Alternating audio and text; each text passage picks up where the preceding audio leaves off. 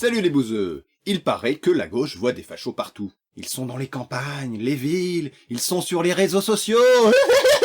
Il paraît que tu te fais traiter de facho juste parce que t'es pas d'accord avec les terribles social justice warriors qui veulent empêcher les gens de marcher sur la gueule des autres. Les salauds. Partage si t'es triste. Bref, il paraît que les vrais fachos, en fait, c'est celui qu'il dit qu'il l'est. Pourtant, quand un président appelle les citoyens à se dénoncer les uns les autres au nom de la lutte contre un ennemi intérieur, quand un ministre le soutient en appelant cette fois à dénoncer des enfants, quand tout sujet de société est réduit à une minorité bouc émissaire qui menace la nation, quand la moindre idée de progrès social est présentée comme du délire d'extrémiste qui veut détruire la société, quand le gouvernement réprime systématiquement les mouvements sociaux, cherche à rendre complice de violences toute personne présente de près ou de loin lors des violences et ainsi criminaliser le droit de manifester, quand le pays des droits de l'homme est régulièrement pointé du doigt par Amnesty International pour ses entorses aux droits de l'homme, quand la presse tend quotidiennement le micro à un idéologue pétainiste pour qui la race blanche est en danger et qu'ainsi une bonne petite déportation, ça résoudrait nos problèmes, quand on lui répond que si ça se trouve c'est vrai, alors faudrait vérifier et faire des statistiques raciales, quand finalement la meilleure réaction qu'on nous présente pour lutter contre l'extrême droite c'est de soutenir et d'appliquer les idées de l'extrême droite, peut-être qu'on peut se poser des questions sur une dérive fasciste dans ce pays et que si la gauche voit des fachos partout, c'est peut-être parce que c'est le cas. On va tout d'abord se demander si c'est vrai que la gauche accuse de fascisme à tort et à travers, des fois que des gens de droite diraient des trucs faux, on sait jamais, ça peut arriver. Et ensuite, est-ce que cette critique, association ou insulte manque tellement de pertinence que ça? C'est-à-dire qu'on va réfléchir avec de la nuance, je préviens, si vous n'êtes pas habitué ou que vous êtes de droite, ça risque de faire un choc, faudra pas venir pleurer. Je vais illustrer avec un exemple des extraits de la vidéo d'un mec dont le pseudo est GPM et qui est allé rencontrer Sir Gipsy, Antox et Absol, le trio gagnant. Le lien de la vidéo est dans la description. GPM est allé les voir pour les confronter sur la réalité de leur position politique et on va s'intéresser surtout aux réactions d'Absol. On peut critiquer la démarche et le déroulé de l'échange, mais il a comme intérêt de nous montrer des réactions à chaud. Je ne suis pas politique, putain. Pourtant, on est de quel bord? Ah bah, un peu plus de droite que de gauche, malheureusement. Désolé, mais ça arrive. Sir Gipsy, on dirait que c'est lui qui parle, commence par dire, pour se dédouaner, qu'il a voté Mélenchon. Sauf que ça marche pas, voter à gauche ne fait pas de toi une personne de gauche dans l'absolu, c'est trop facile sinon. Je mets un bulletin France Insoumise et paf, ça y est, tout ce que je dis, tout ce que je fais, c'est de droite. C'est de gauche. Paf, ça y est, tout ce que je fais, tout ce que je dis, c'est de gauche. Non. D'ailleurs, ironiquement, connaissant l'importance du mouvement social à gauche, réduire la gauche à un vote, c'est peut-être pas très de gauche, mais bref, au pire, on s'en fout, c'est pas mon sujet. Ne nous égarons pas, restons dans le droit chemin. Non, quand même pas, c'est de droite. Suite à cela, Absol sort du champ, mais on reconnaît sa voix, je pense, ou alors c'est Sir Gipsy. Absol dit en rigolant la fachosphère. Il tourne en dérision le constat « vous êtes de droite » pour lui faire dire « vous êtes des fachos ». Il fait donc lui-même le lien entre droite et facho. Deuxième extrait. C'est-à-dire, tu t'en es rendu compte que tes propos sur le féminisme sont absolument agerbés, tu t'en es rendu compte? Non mais non. À nouveau, Absol tourne en dérision un reproche politique, ici les réactions antiféministes de Sir Gipsy, en comparant ce reproche à une accusation, espèce de facho. Un autre exemple? Non, c'est pas ce que j'ai dit, attention, c'est pas ce que j'ai dit. Tu dis, vous êtes de droite, c'est le mal absolu. Non, j'ai dit, j'ai dit, vous êtes de droite, c'est tout ce qu'il faut constater. Allez, un dernier exemple. Ils sont toujours de droite pour moi. Voilà. C'est... Oui, toujours. Mais même si tu votes là... Espèce de facho. Putain. Oui, il l'a fait 3 fois en 20 minutes. Lourd. Mais ça devient assez marrant quand on met ces extraits en parallèle avec la vidéo d'Absol qu'on a pu analyser dans un œil du bouseux, vidéo dans laquelle Absol nous dit ceci. Il y en a même qui vont jusqu'à doubler tout le monde lors des fils pour mes dédicaces lors de conventions pour me traiter haut et fort de fasciste devant tous mes abonnés. True story, Antox peut en témoigner. Bon, je ne pense pas que ces deux événements soient directement liés, mais ce qui est sûr, constatant qu'Absol fait de lui-même le lien entre droite et fachosphère, entre antiféministe et facho, on peut se demander si ça se trouve, quand il prétend qu'on le traite de facho, en fait, c'est qu'on lui a proposé des nachos. Bah non. Des nachos, ça marche pas. Là, J'ai fait ce que j'ai pu, hein. Il y aura pas beaucoup de gags aujourd'hui, hein.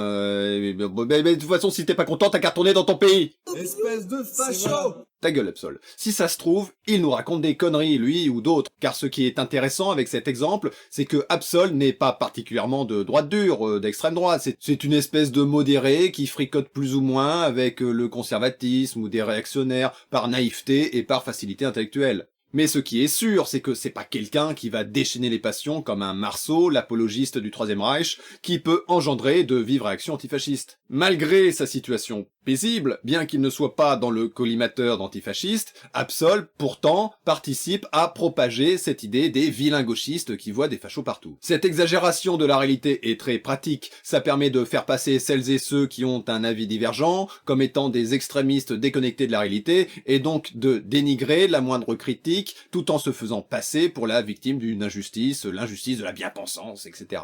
Alors s'il est vrai que des militants de gauche peuvent avoir l'insulte facho un peu facile, pour autant ce n'est pas la norme, cette idée reçue n'est pas représentative. Moi-même, on m'accuse d'être ce stéréotype du méchant gauchiste qui traite tout le monde de facho, alors que si je peux parfois avoir l'insulte facile avec ces connards, pour autant, non, je ne traite pas de fasciste ou de nazi n'importe qui, n'importe comment. Quand je demande de prouver que je traite de facho à l'emporte-pièce, il n'y a plus personne. Vous pouvez vérifier dans ma rubrique œil du bouseux sur toutes les personnes que j'ai critiquées, il n'y a que le Raptor dissident que j'ai accusé d'être nazifiant, donc d'avoir des tendances. Il faut dire qu'il juge la valeur d'un homme à sa biologie, que pour lui la sélection naturelle devrait s'appliquer à la société, que les noirs sont inférieurs, que les communistes s'infiltrent dans la société pour la détruire et que le moindre progrès social serait une menace, je suis, oui, un nazi! D'ailleurs, ce youtubeur qui, soi-disant, se fait injustement traiter de facho alors que pour lui Marine Le Pen est de gauche, ce youtubeur, par exemple, a pu nous expliquer que la parité est du totalitarisme. En définitive, on a là affaire à une idéologie totalitaire basée sur des raisonnements dangereux qui, en fait, considère que l'homme représente la classe dominante qui a usurpé sa place et spolie les autres et qui doit donc être remise en place par la justice sociale. Ce féminisme est une dérive ancrée dans le marxisme culturel. Espèce de C'est vrai. facho!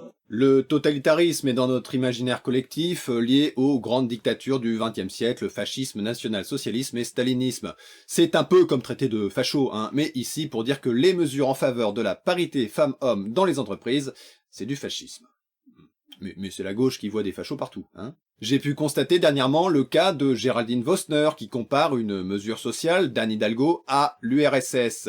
Géraldine Vosner qui trouve qu'il faudrait faire des statistiques raciales parce que la théorie du grand remplacement, c'est pas des conneries, les gens pas très blancs, ils font quand même trop d'enfants. Il y a aussi des discours de gens de droite ou d'extrême droite qui traitent les autres de fascistes dès qu'on manifeste contre eux, comme par exemple ici Marine Le Pen qui traite de fascistes des milices d'extrême gauche, alors qu'en réalité il s'agit de la réaction d'étudiants à l'encontre d'une organisation d'extrême droite qui cherche à réprimer ses étudiants ou à orienter politiquement par la censure les universités et les recherches en sciences humaines. Bref, le fascisme dans la bouche de Le Pen est en réalité la réaction au fascisme qui veut réprimer les mouvements sociaux et la recherche. Mais c'est la gauche qui voit des fachos partout. Ou encore Valeurs Actuelles, qui dans cet article nous explique que le fascisme c'est l'extrême gauche et même carrément les anarcho-socialistes.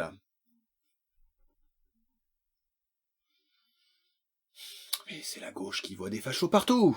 Il y aurait beaucoup à répondre, dont pas mal d'insultes, mais on peut se contenter de rappeler que les anarchistes italiens se sont directement opposés aux fascistes et la prise du pouvoir par Mussolini en a contraint beaucoup à l'exil face à la répression. Car, surprise, les anarchistes sont l'exact opposé idéologique des fascistes. Les fascistes représentent pour les anarchistes l'incarnation exaltée de tout ce contre quoi ils luttent. Et inversement. Je pourrais enfin relever tous ces petits malins qui disent que les socialistes sont nazis parce que dans national-socialiste, il y a socialiste, mais ça j'en ai parlé dans LBM 32. Bref, par des procédés manipulatoires, sophismes, réécriture de l'histoire, confusionnisme politique, négation de la recherche et de la science, l'extrême droite, la droite et leurs alliés tentent de faire passer pour des fascistes celles et ceux qui en sont les premières victimes et les premiers opposants. Cette récupération est un procédé très fréquent, les exemples sont nombreux, comme se servir de la lutte contre le sexisme à l'encontre des féministes qui seraient misandres, sexistes inversés.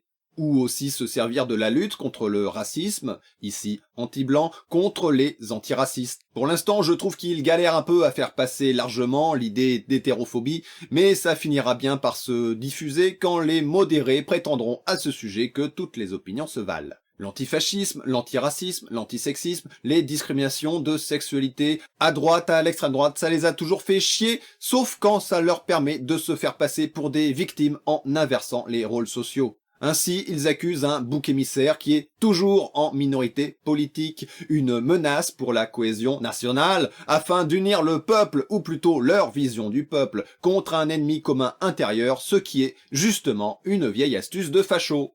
Mais alors qu'est-ce que c'est quoi que le fascisme? On va faire la version courte, comme ma... Non.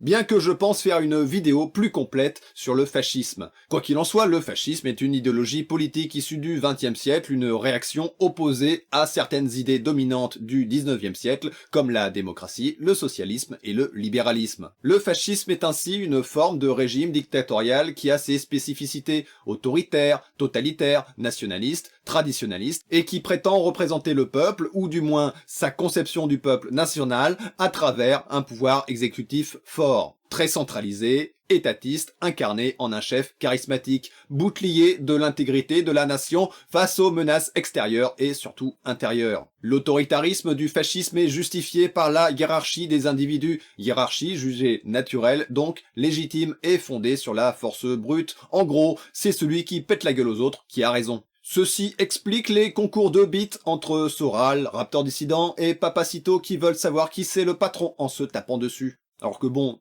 à gauche, on imagine mal un match de boxe entre Usul et moi. Surtout qu'il a aucune chance, cette pourriture communiste. Bref, le fasciste nie les rapports de classe, ou plutôt les justifie. Bien qu'antilibéral, il n'est pas anticapitaliste pour autant, préférant au libre-échange le capitalisme d'État. En gros, pour le fasciste, peu importe que tu sois un prolo ou un bourgeois, tu fais avant tout partie de la nation. Donc ta gueule, le pauvre, tu es une menace pour la cohésion nationale, donc j'envoie les flics. Et de toute façon, si t'es pauvre, c'est que tu t'es pas assez battu pour t'en sortir, espèce de faible. T'avais qu'à travailler pour te payer un costard. Alors c'est pas parce que tu dis ça que t'es fasciste, hein, mais un fasciste peut le dire. En effet, la méritocratie, ce mythe comme quoi les inégalités sociales sont le produit du mérite des individus, donc que les inégalités sont justes, voire LBM9, c'est une des passerelles idéologiques entre les libéraux et les fascistes. De plus, on distingue le fascisme du bonapartisme, notamment parce que le fasciste, lui, ne s'embarrasse pas trop de faire un simulacre de démocratie et possède une idéologie totalitaire, c'est-à-dire qu'il veut avoir un impact sur toutes les facettes de la société, ce que le bonapartiste ne recherche pas forcément. On distingue aussi le fascisme du nazisme, dans le sens où le nazi est un fasciste qui, en plus, a ajouté aux fondamentaux de son idéologie, le racisme et l'eugénisme. Enfin, la différence entre le fascisme et le stalinisme, c'est...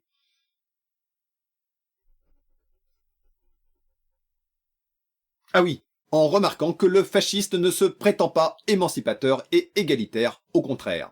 Bisous les Stals. Bien sûr, ce ne sont pas les seules différences entre ces régimes autoritaires, mais elles constituent, à mon avis, les astuces les plus rapides pour les distinguer. Ainsi, par exemple, Marine Le Pen, bien qu'elle ne soit pas représentative de son parti plus radical qu'elle, si on s'en fie à son discours ou son programme, elle n'est pas si fasciste que ça, mais plutôt une bonapartiste très autoritaire et traditionnaliste, une bonapartiste radicale. Idéologiquement, ça fait quand même pas mal de points communs avec le fascisme, ce qui peut faire d'elle une espèce de fasciste tranquille. Et c'est là qu'on doit se poser la bonne question.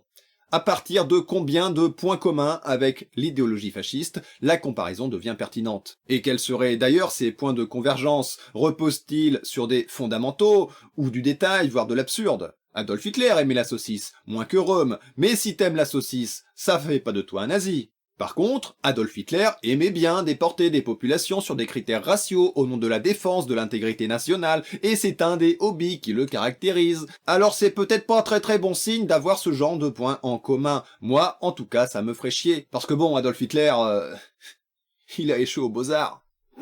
Le nul. Comme Marceau.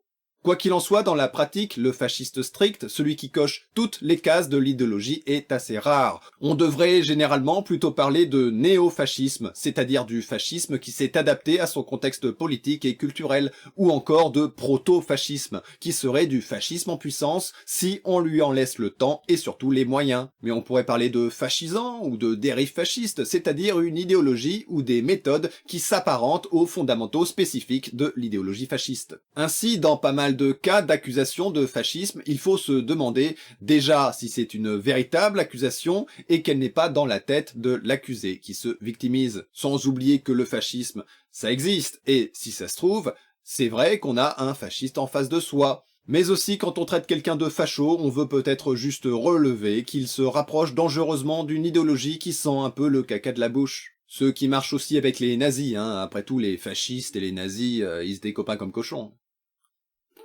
Donc pas très cachère. Espèce de facho! Voilà. Et nous passons à la deuxième partie de notre émission pour prendre un appel. Allô? Oui, allô? Quand même, si on fait abstraction des horribles crimes de masse commis par le Troisième Reich, Hitler, Mussolini et Franco, ils ont sauvé l'Europe de la menace communiste. Ouf, je trouve que vous vous radicalisez, monsieur Panzani. C'est pas ma faute. À force de me faire traiter de facho, je suis devenu facho. Bah bravo la déresponsabilisation et la culture de l'excuse, espèce de gauchiste. Ah ouais?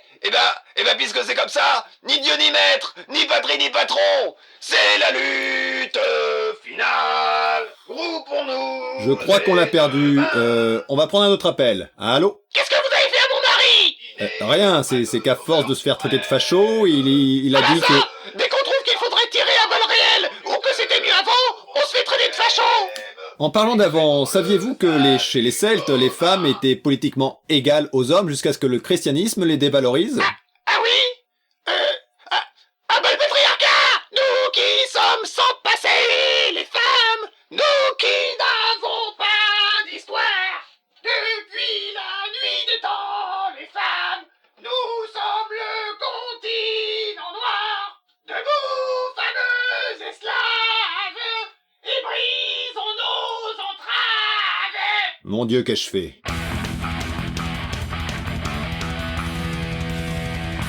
Debout, fameux esclaves, et brisons nos entraves. Debout, debout, debout. Notre émission est désormais terminée, j'espère qu'elle vous a plu. Si c'est le cas, n'hésitez pas à le préciser dans les commentaires. Vous pouvez me soutenir sur Tipeee et me suivre sur les réseaux, les liens sont dans la description. On se retrouve chaque dimanche midi pour une autre émission du Booze Magazine.